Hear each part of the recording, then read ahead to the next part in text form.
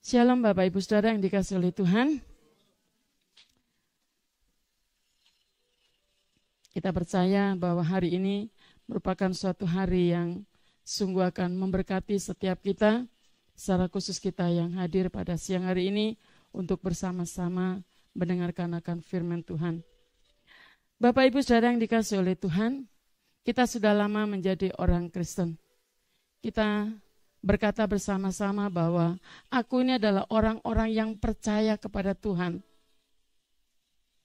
Bahkan kita punya kerinduan bersama di dalam kehidupan kita adalah untuk hidup berkenan di hadapan Tuhan.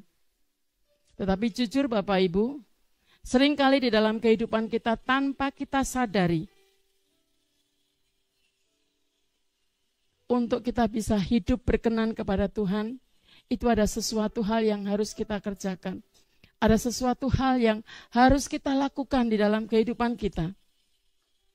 Yaitu kita harus mengalami yang namanya pertobatan. Dan tidak cukup untuk kita hanya mengalami yang namanya pertobatan. Tetapi kita juga harus mengalami yang namanya sebuah pembaharuan di dalam kehidupan kita. Nah, Bapak Ibu Saudara yang dikasihi oleh Tuhan, kalau kemarin setelah kami menikmati hasil tanaman kami, yang di sebelah ini saya bilang top, gitu ya. Karena selama ini sudah buah berapa kali saya hanya mendengar saja, manis bu, tapi saya belum pernah merasakan. Nah selesai itu Bapak langsung bunyi gitu ya. Kok yang satunya nggak buah-buah lagi ya? Kenapa? Bapak Ibu Saudara yang dikasihi oleh Tuhan, ada satu gambaran di dalam kehidupan kita yaitu seorang petani anggur. Nah petani ini sangat rajin sekali. Bahkan dia memperhatikan akan anggur-anggur yang ditanamnya itu.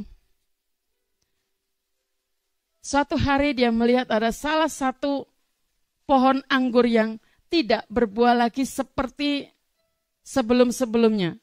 Sama dengan buah mangga yang ditanam oleh Bapak gitu ya. Tadinya berbuah, nggak tahu kenapa sekarang hanya numbuh daun-daun dan nggak berbuah lagi. Jadi kalau kita perhatikan daunnya itu cabangnya banyak rimbun. Nah, petani anggur ini seperti ini juga. Tapi anggurnya ini rimbun, daunnya banyak, tapi tidak menghasilkan buah. Tidak ada hasilnya. Maka petani ini tidak mau tinggal diam. Dia memeriksa akan pohon tersebut. Dia periksa tanahnya. Apakah pohon itu dikerumuni oleh hama? Atau tanahnya pun sudah mengeras? Nah akhirnya petani ini mencangkul tanahnya dan membuang akan apa yang ada di dalam pohon itu yang kotor-kotor. Selesai itu petani ini juga memberi pupuk dan menyirami kembali dengan baik. Nah, Bapak Ibu, apa yang terjadi? Beberapa bulan kemudian, pohon itu mulai berbuah kembali. Ini adalah gambaran kehidupan kerohanian kita.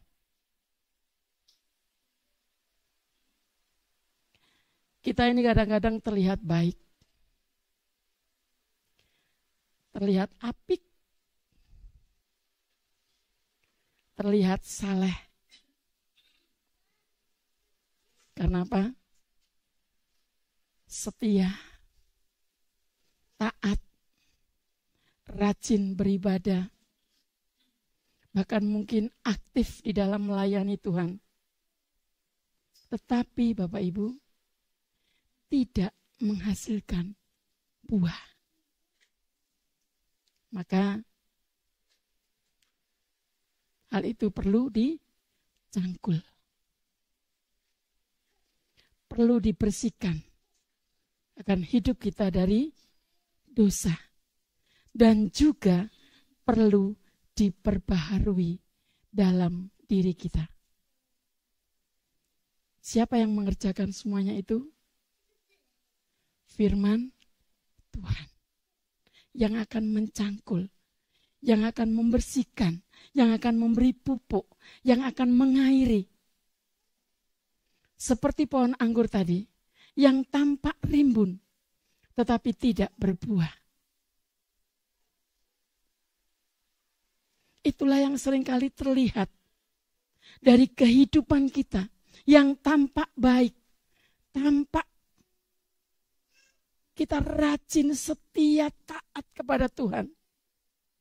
Subur, kelihatannya, rohaninya mantap. Tetapi tidak ada perubahan yang nyata di dalam kehidupan kita. Baik perubahan sikap, perubahan perilaku, perubahan karakter, perubahan ketaatan kepada Tuhan.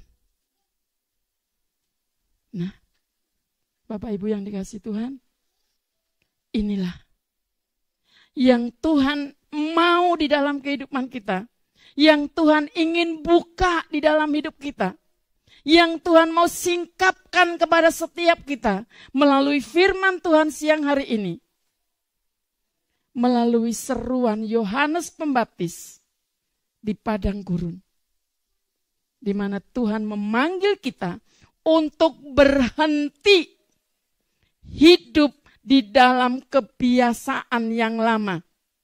Perhatikan, Tuhan ingin kita untuk berhenti hidup di dalam kebiasaan yang lama dan memulai kehidupan yang baru di dalam Kristus.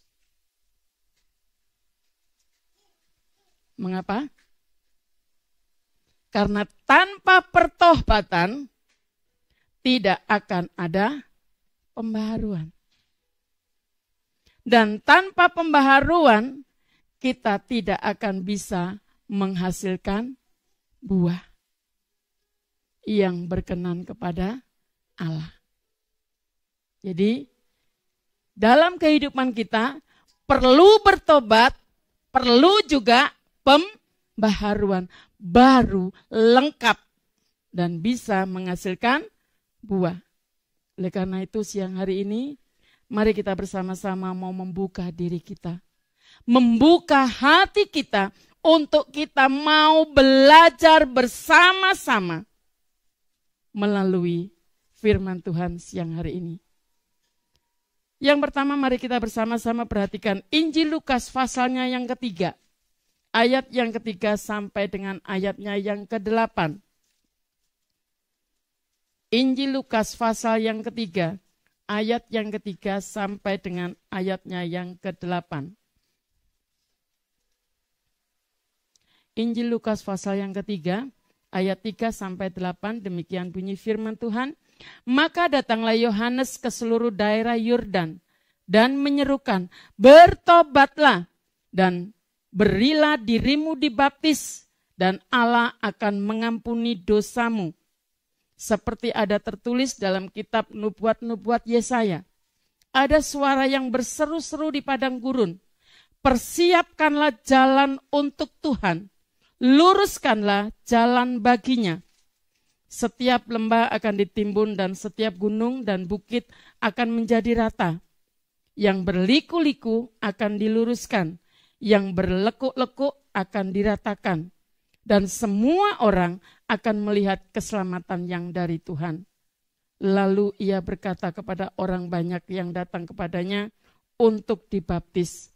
Katanya, hai kamu keturunan ular beludak, siapakah yang mengatakan kepada kamu supaya melarikan diri dari murka yang akan datang? Jadi hasilkanlah buah-buah yang sesuai dengan pertobatan. Dan janganlah berpikir dalam hatimu, Abraham adalah bapa kami, karena aku berkata kepadamu, Allah dapat menjadikan anak-anak bagi Abraham dan batu-batu ini. Yang kedua, kita akan perhatikan dari 2 Korintus pasal yang kelima ayat 17. 2 Korintus pasalnya yang kelima.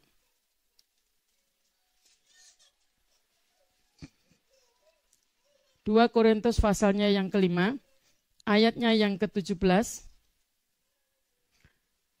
2 Korintus 5 ayat yang ke-17. Kita akan baca bersama-sama. Sudah mendapatkan semuanya? 2 Korintus 5 ayat 17. 1, 2, 3. Jadi siapa yang ada di dalam Kristus, ia adalah ciptaan baru. Yang lama sudah berlalu, sesungguhnya yang baru sudah datang. Nah, biarlah ayat ini menjadi ayat hafalan buat kita semuanya. Jadi guru-guru sekolah minggu khususnya jangan hanya memberikan ayat hafalan kepada anak-anak kita, tapi kita juga belajar untuk menghafal, mengingat, bahkan kita mengerjakan akan kebenaran firman Tuhan itu. Bapak Ibu Saudara yang dikasihi oleh Tuhan, dari Injil Lukas pasal 3 ayat 3-8 kita melihat bahwa ada panggilan daripada Yohanes Pembaptis untuk kita bertobat dan menghasilkan buah. Dan di dalam 2 Korintus 5 ayat 17 di sana Rasul Paulus mengajak kepada kita untuk kita bisa memahami bahwa pertobatan yang sejati itu akan melahirkan hidup yang diperbaharui oleh Kristus Yesus.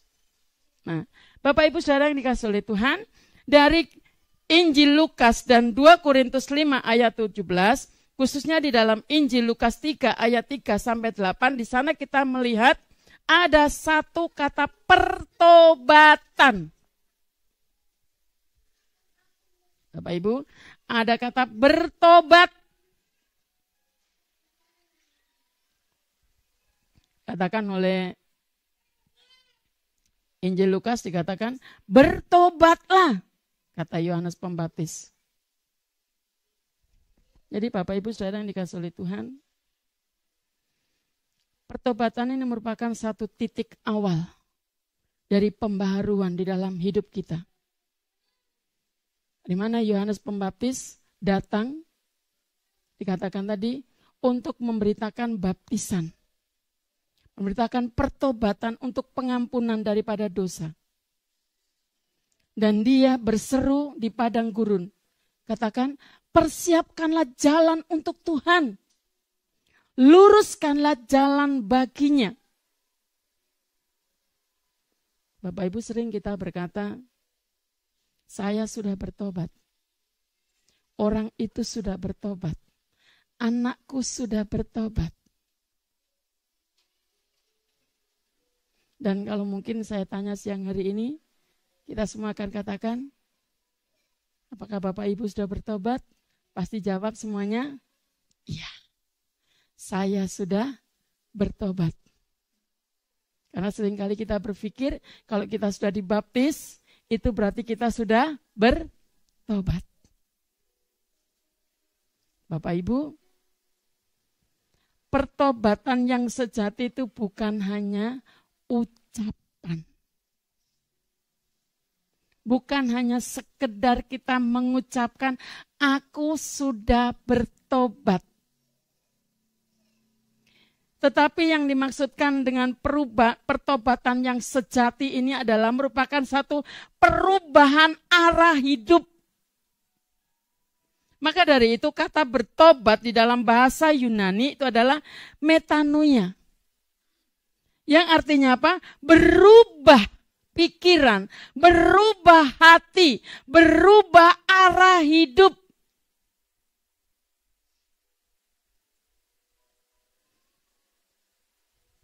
Maka di dalam Injil Lukas pasalnya yang ketiga tadi, khususnya di ayat yang ke-7 dan ke-8, saat mereka datang memberi dirinya untuk dibaptis, lalu Yohanes katakan apa?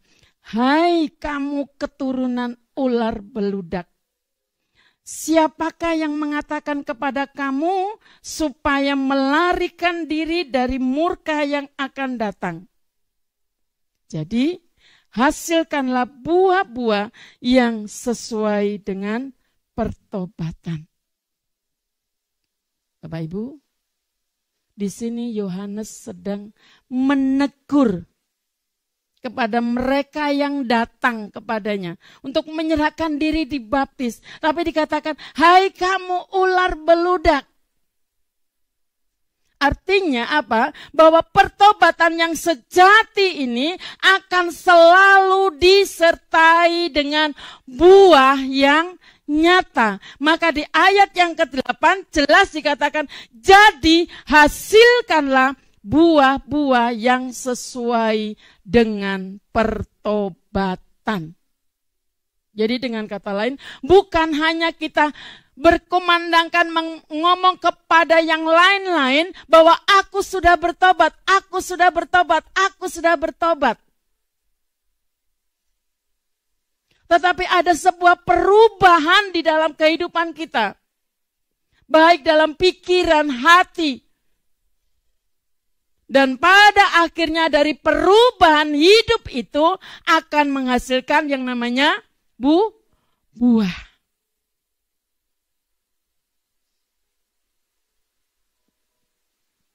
Contoh dalam kehidupan kita sehari-hari, kalau mungkin kita hidup gampang marah, maka akan berubah menjadi lembut, menjadi orang yang sabar, menjadi orang yang penyayang. Jadi dengan kata lain, kalau kita masih gampang marah, kecolek sedikit marah, gampang ngambek, ya. Samuel ini kalau sudah dibentak sama saya, dia nggak banyak ngomong, dia langsung berdiri, buka pintu, langsung keluar. Nggak tahu dia ke arah lapangan ini, di pinggir itu kan ada rumput-rumput, langsung diri diem gitu, sampai bibirnya manyun. Kalaupun saya ngomong, hei masih kecil udah gampang ngambek, gampang marah, dia tetap aja gini. Kalaupun saya takutin, itu ada Pak Dedi, gak mempan. Itu ada ini, sampai kemarin aja dipaksain sama Iva, ayo, tetap sampai nangis. Saya bilang gak boleh, kecil-kecil udah gampang ngambek, gampang marah. Bapak Ibu, memang tidak gampang untuk kita menghilangkan hal yang seperti ini.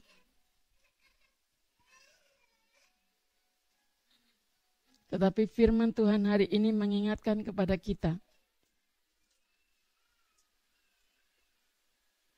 bahwa kita tidak cukup berkata aku bertobat.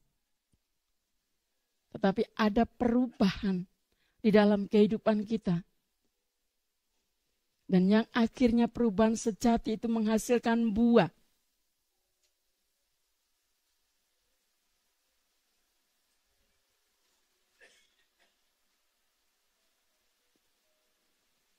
Jadi yang masih gampang-gampang marah, kalau sudah bisa menahan, ngerem. Biasanya saya kalau di sekolah itu kalau pingin marah, saya langsung. Jadi sepertinya kemarahan itu saya telan lagi.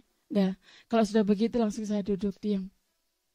Lalu anak-anak bilang, gerah ya Bu? Iya. Nanti kalau saya sudah lega, baru yuk.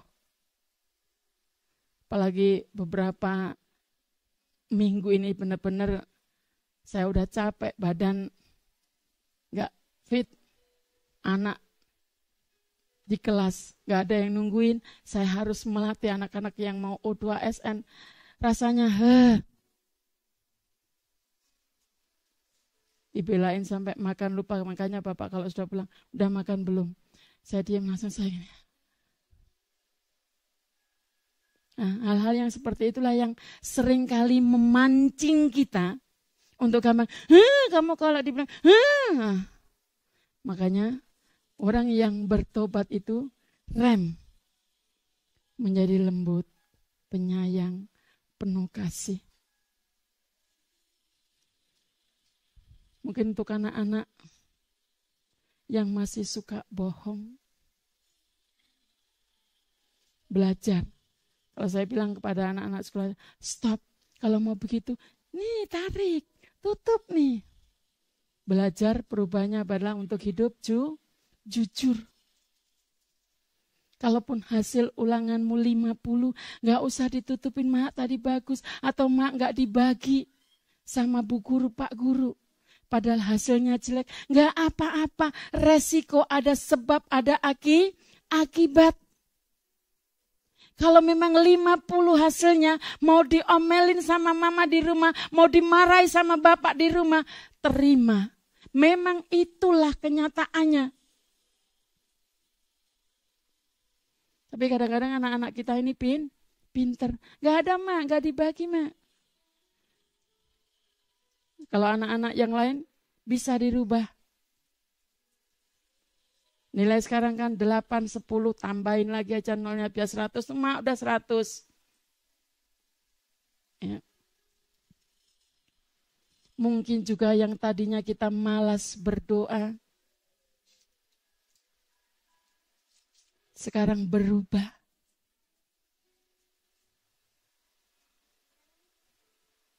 Untuk memanfaatkan kesempatan yang Allah berikan dalam hidup kita. Bersekutu kepada Tuhan daripada ngerumpi. Daripada aku di rumah gak ada kerjaan nih, jalan ke sono.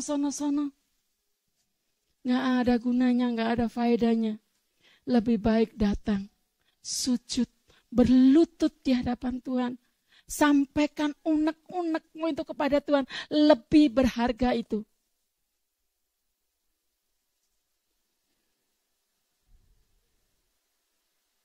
Bapak Ibu Saudara yang dikasihi Tuhan, itulah yang namanya contoh-contoh buah pertobatan yang sejati. Perubahannya terlihat dari apa? Dari tindakannya. Jadi bukan sekedar kata belaka.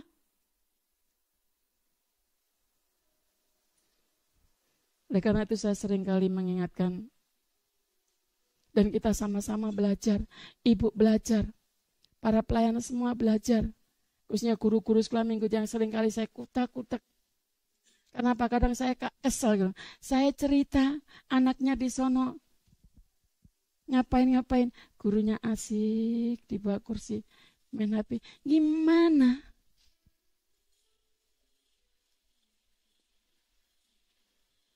Ya Bapak Ibu, mari kita bersama-sama siang hari ini belajar. Kita sama-sama ditegur bahwa pertobatan kita bertobat itu bukan hanya ucapan, tapi benar-benar ada satu tindakan dari kehidupan kita. Nah, yang kedua, diperbaharui oleh Kristus. Nah, tadi di dalam 2 Korintus pasal 5 ayat yang ke-17 yang sudah kita baca bersama-sama. Bapak Ibu Saudara yang kasih oleh Tuhan, ketika seseorang itu sungguh-sungguh bertobat, di situ Allah tidak hanya mengampuni dosanya, tetapi juga memberi kehidupan yang baru.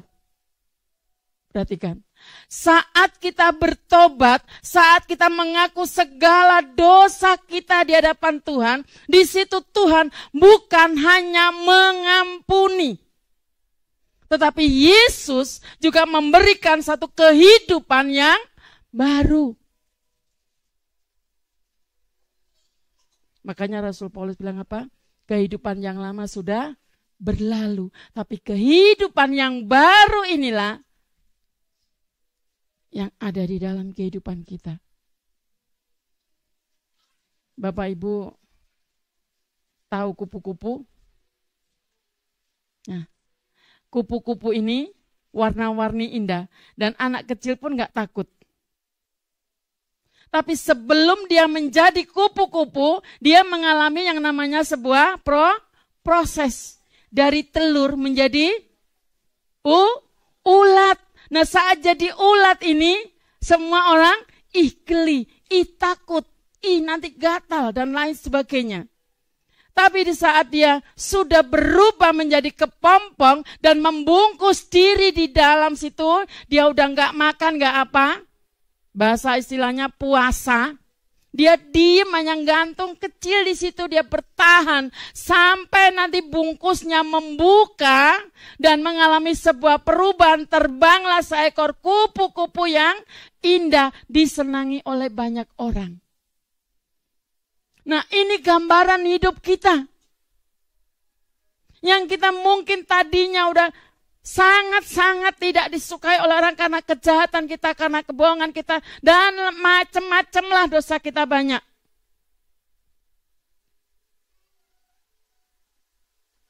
Ada sebuah proses yang harus kita alami. Kita didandanin oleh firman Tuhan. Kita dibentuk oleh firman Tuhan. Mungkin di situ kita dicubit, kita dipukul, di macam-macam. Yang akhirnya oleh Allah kerjakan dalam kehidupan kita, kita menjadi manusia ciptaan baru, menjadi kupu-kupu yang disenangi oleh banyak orang. Dan kalau sudah menjadi kupu-kupu itu, kita bukan lagi menjadi manusia yang lama yang dikuasai oleh dosa. Tetapi kita menjadi manusia yang baru yang dikuasai oleh Roh Kudus. Jadi pembaharuan hidup ini bukan hasil usaha kita. Tetapi hasil dari karya Allah sendiri. Dan Roh Kuduslah yang mampu mengubah hati kita yang keras tadi menjadi lembut. Mengubah hati kita yang sombong, yang congkak, yang angkuh menjadi rendah hati. Mengubah hati kita yang penuh dengan kebencian ini menjadi penuh kasih. Jadi kalau kita berubah dari manusia yang lama ini menuju kepada manusia yang baru, itu karena karya Allah. Seperti tadi contoh, kalau dulu mungkin kita sedikit-sedikit marah, dan bukan hanya itu, kapan aku bisa mau balas. Tapi sekarang, karena diciptaan yang baru, manusia yang baru, tidak ada lagi itu rasa marah-marah. Rasa mau balas jahat dengan jahat. Tapi yang ada adalah mengampuni.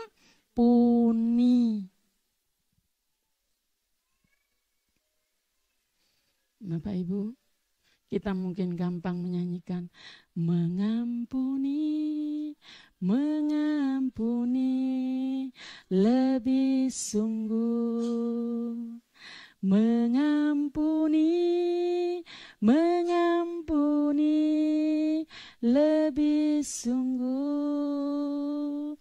Tuhan lebih dulu mengampuni kepadaku, mengampuni, mengampuni lebih sungguh. Enak nyanyinya? Enak. Gampang nyanyinya? Gampang. Tapi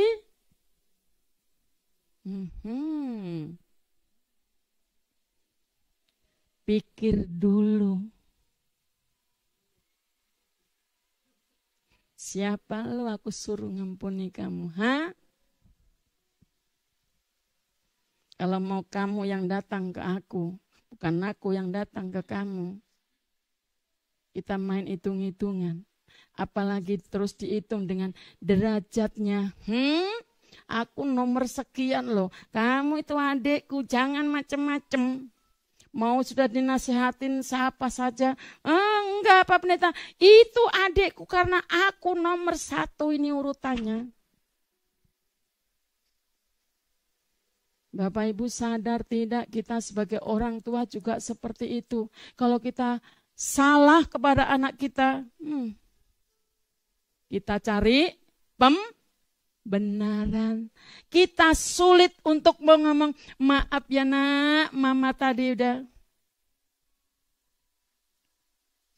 Enggak ada. Adanya langsung, makanya dengar mama tadi, mama, kamunya mama, macam-macam.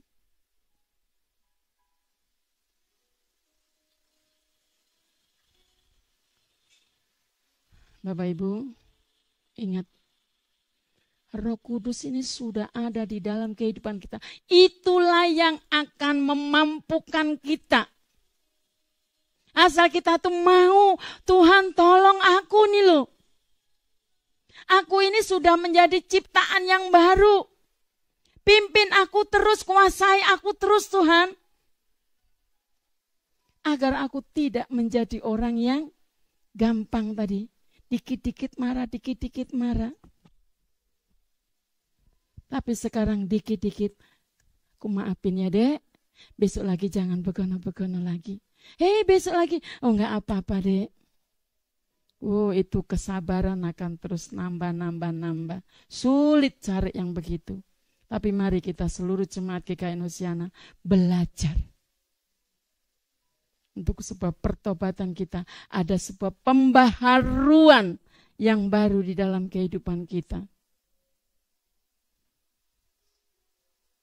Mungkin kita juga dulu fokusnya pada uang dan jabatan. Sepertinya ini nomor 1. Kalau tidak ada uang nanti aku mati. Kalau enggak ada uang gimana anakku, gimana makannya, gimana sekolah, ini macam-macam. Tapi kalau orang yang sudah hidup di dalam ciptaan yang baru, dia akan terus berusaha mencari kehendak Allah. Bapak Ibu, gak ada orang yang gak butuh duit. Semua butuh duit.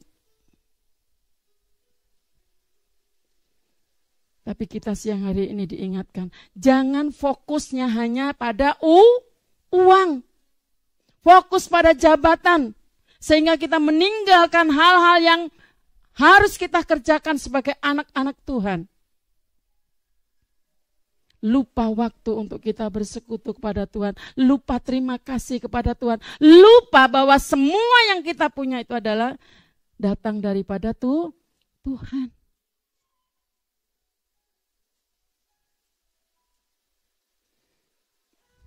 Mungkin dulu kita juga merasa hidup itu untuk diri sendiri. Semuanya aku, kata Pak Pendeta kemarin, waktu menyampaikan firman Tuhan. Ada itu di GKJW lagunya, duweku, yuk duweku. Dulu saya suka ngeledekin dia. Karena saya, tetangga itu orang GKJW semua. Jadi kalau ada namanya Patuen ibadah PRT itu kan mereka bilang, itu lagu sering saya dengar dan hanya itu yang saya bisa. Yang lain-lainnya lagu-lagunya nggak bisa. Jadi kalau dia ke rumah, ngomong, nggak ada, duweku, duwekmu, duweku juga. Tapi bersyukur ya, saya hanya ngeledekin Bapak gitu, tidak terjadi dalam diri saya. Itu penilaian saya, ya, tapi nggak tahu penilaian Bapak gitu ya. Bapak Ibu, kadang-kadang kita begitu. Apa-apa ya untuk aku, apa-apa untuk aku, apa-apa untukmu, entah nomor sekian lah. Kita kadang memikirkan, ini nasi tinggal sepiring.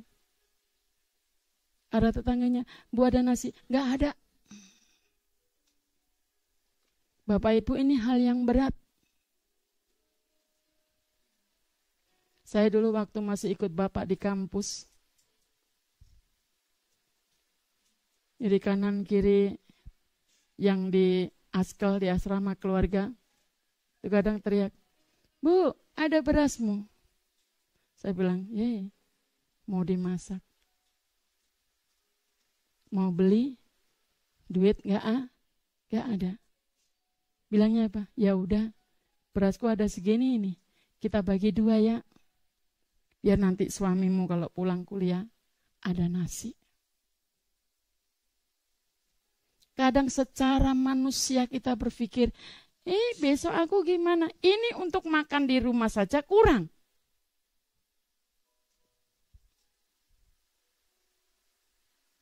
Tapi kalau kita punya ketulusan, tidak akan pernah berkurang. Justru bertambah. Gambaran air. Terus kita sedot, kita sedot, kita sedot. Habis enggak? Enggak. Tapi kalau kita diamkan, satu saat kita tarik itu, kita ambil air itu, kita akan, kok airnya bau. Nah, sama dengan kehidupan kita. Kalau kita merasa semuanya berkat yang kita punya daripada Tuhan, yang kita dapat dari Tuhan, untukmu nanti dulu. Itu tidak akan menjadi berkat buat kita. Adanya busuk, adanya bau. Maka orang yang sudah mengalami perubahan dalam kehidupan kita yang dulunya merasa hidup ini untuk diri sendiri, sekarang di dalam manusia ciptaan baru, dia mau melayani orang lain, mau mengasihi orang lain, mau memperhatikan orang lain. Jadi Bapak Ibu, saya mau ngomong agak keras. Jangan berkat Tuhan itu hanya kita pikirkan untukku. Tapi ada juga untukmu. Ada teman Bapak ini kerja. Dia selalu kalau ada acara apa-apa, ya dia yang keluarkan, acara apa-apa dia yang keluarkan. Suatu saat dia berbicara, kami sadar Pak, bahwa berkat yang kami dapat bukan untuk aku dan istri anak-anakku, tapi ada juga bagian dari berkat ini untuk orang lain. Dan kami melihat memang luar biasa. Sepertinya gampang gitu ya. Betul-betul dia nggak mikir besok gimana ya, hari ini gimana ya. Kalau dipikir rumahnya,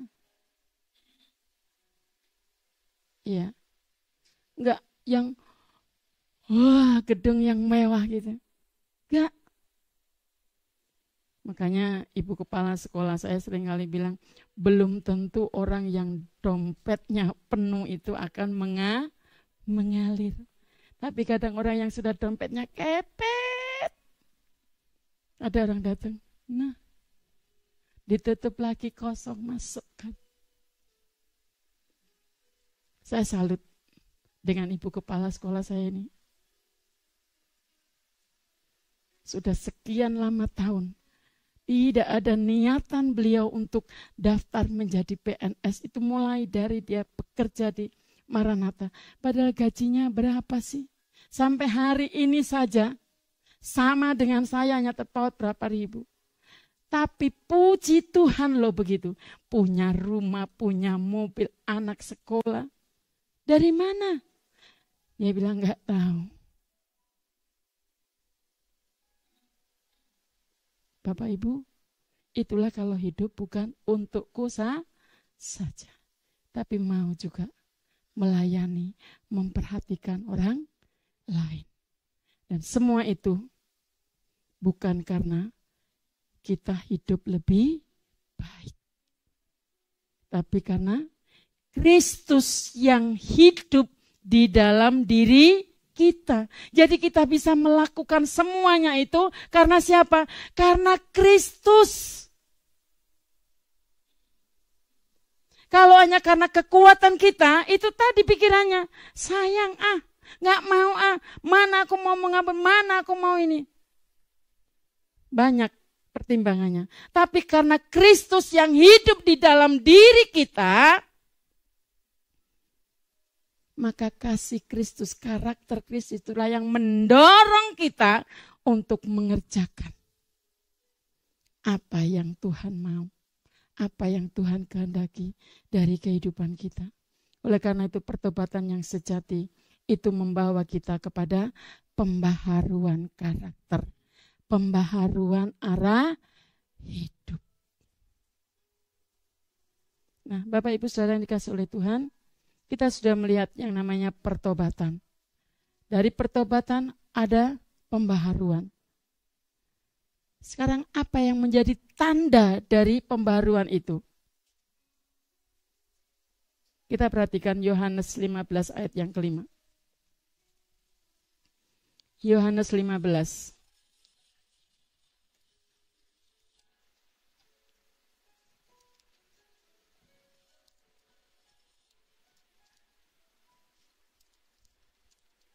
Ayatnya yang kelima. Yohanes 15 ayat yang kelima. Dikatakan demikian, akulah pokok anggur dan kamulah ranting-rantingnya. Barang siapa tinggal di dalam aku dan aku di dalam dia, ia berbuah banyak. Bapak Ibu Saudara yang dikasihi oleh Tuhan, ada pertobatan, ada pembaharuan. Apa yang menjadi tanda hidup yang sudah diperbaharui? Yaitu berbuah bagi Tuhan. Orang yang sudah bertobat, orang yang sudah diperbaharui akan menghasilkan buah-buah di dalam kehidupannya. Buahnya itu apa saja? Bisa berupa kasih. Bapak Ibu bisa lihat di dalam kitab Galatia 5 ayat 22. Apa? 9 buah roh. Yang paling pertama apa bunyinya?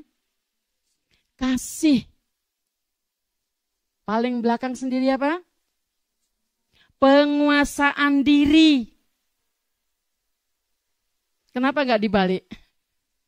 Penguasaan diri dulu atau sukacita dulu atau damai sejahtera dulu. Tapi kasih ditaruh nomor 1. Pertama, baru sukacita, kesabaran, kelemahan, dan sampai pada akhirnya ke-9 adalah penguasaan diri. Bapak Ibu, kasih ini adalah dasar utama untuk kita bisa mengerjakan apa yang menjadi kehendak Tuhan di dalam kehidupan kita. Kasih ini merupakan dasar utama untuk kita bisa menghasilkan buah. Karena kalau tidak ada kasih, kita tidak bisa mengerjakan semuanya itu.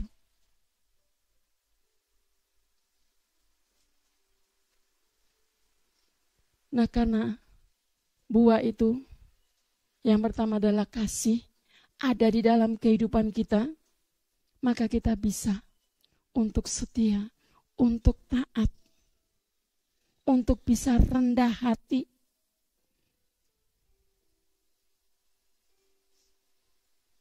Dan kita bisa melayani dengan tulus, melayani dengan sukacita.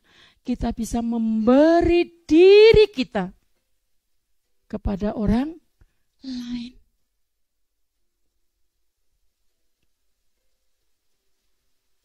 Dari mana kita dapat?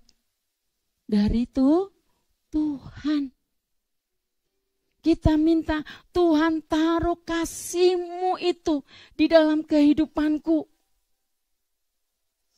Karena kalau enggak ada kasih ini, kita tetap akan menjadi manusia yang lama.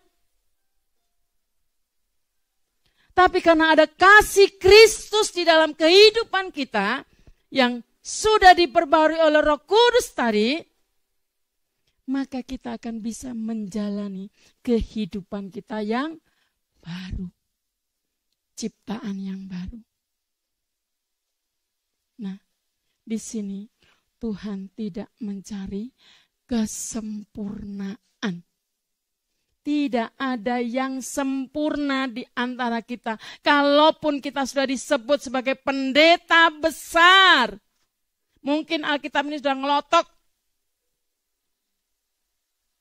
Ingat, Tuhan tidak mencari kesempurnaan, tetapi kehidupan yang terus berproses dan bertumbuh di dalam ketaatan. Nah, itu yang perlu. Jadi Tuhan ingin melihat kita untuk hidup kita terus menerus, terus berproses, bertumbuh di dalam iman kita kepada Kristus.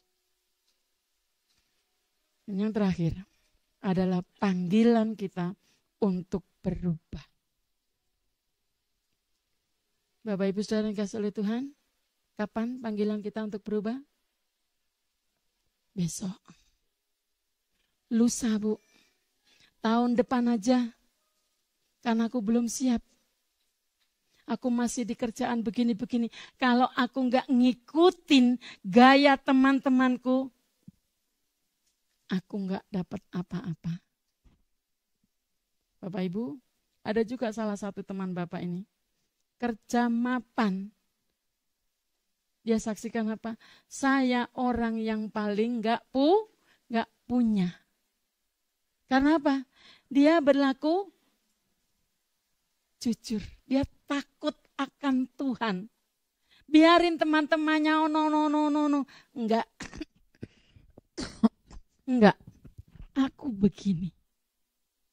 Aku hidup mau ada di relnya Tuhan. Jadi, kapan panggilan untuk berubah kepada kita? Sekarang, bukan nanti, bukan esok, bukan bulan depan. Kita perhatikan Matius 3 ayat 10. Matius 3 ayatnya yang ke-10.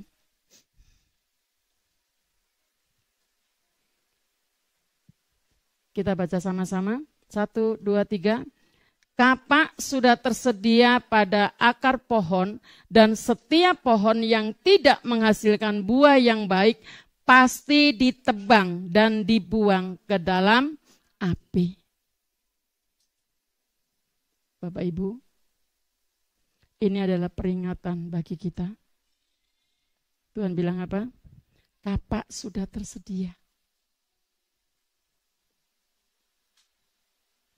Kalau kita sebagai pohon tidak menghasilkan buah, maka akan ditebang dan dibuang ke dalam api.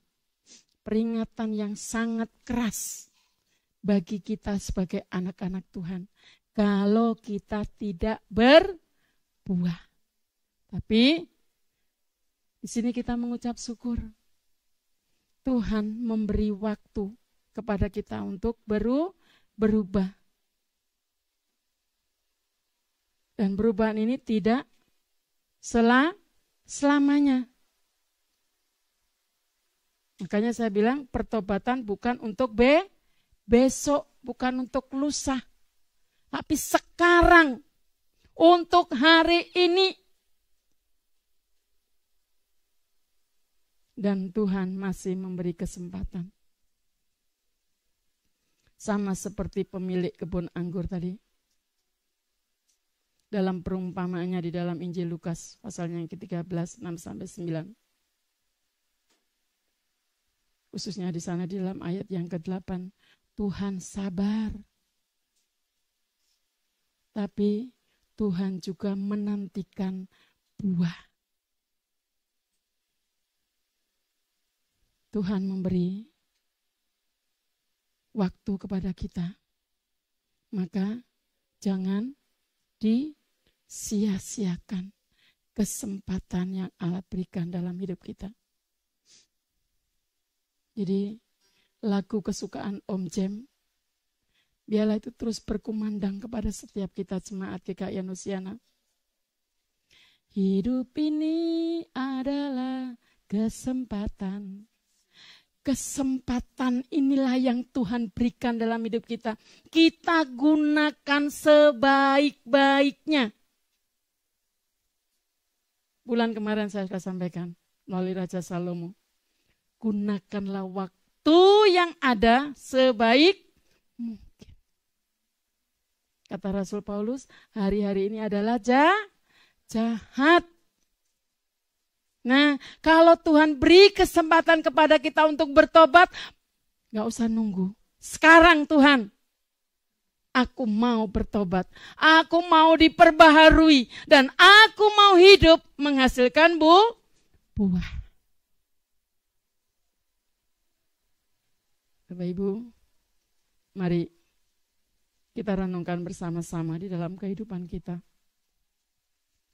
Apakah hidup kita sudah menunjukkan buah pertobatan? Apakah ada hal-hal lama yang perlu kita tinggalkan supaya hidup kita benar-benar diperbaharui? Ingat, pertobatan bukan hanya sekedar kata-kata yang keluar dari mulut kita. Tapi pertobatan yang sejati adalah orang yang mau terus dibentuk oleh Tuhan. Mari siang hari ini kita datang kepada Tuhan. Hari ini kita datang kepada Tuhan. Jika masih ada dosa, jangan malu untuk kita mengakui akan segala dosa-dosa kita. Kita minta ampun kepada Tuhan. Jangan ditutup-tutupin. Tidak ada yang tersembunyi di hadapan Tuhan. Kita mau jujur di hadapan Tuhan akan segala kesalahan kita, segala dosa, pelanggaran kita di hadapan Tuhan. Jika ada kepahitan di dalam hidup kita, lepaskan pengampunan. Jangan simpan. Itu akan membuat diri kita sendiri sakit. Tapi lepaskan, beri pengampunan. Dan jika ada keletihan rohani, mintalah kepada Tuhan semangat yang baru dari Tuhan. Agar kita bisa menuju kepada hidup yang berkenan kepada Tuhan. Siang hari ini Tuhan sedang menyangkul tanah hati kita. Supaya akar iman kita subur kembali. Dan hidup kita boleh berbuah banyak. Mari kita bersama-sama tunduk kepala, kita berdoa.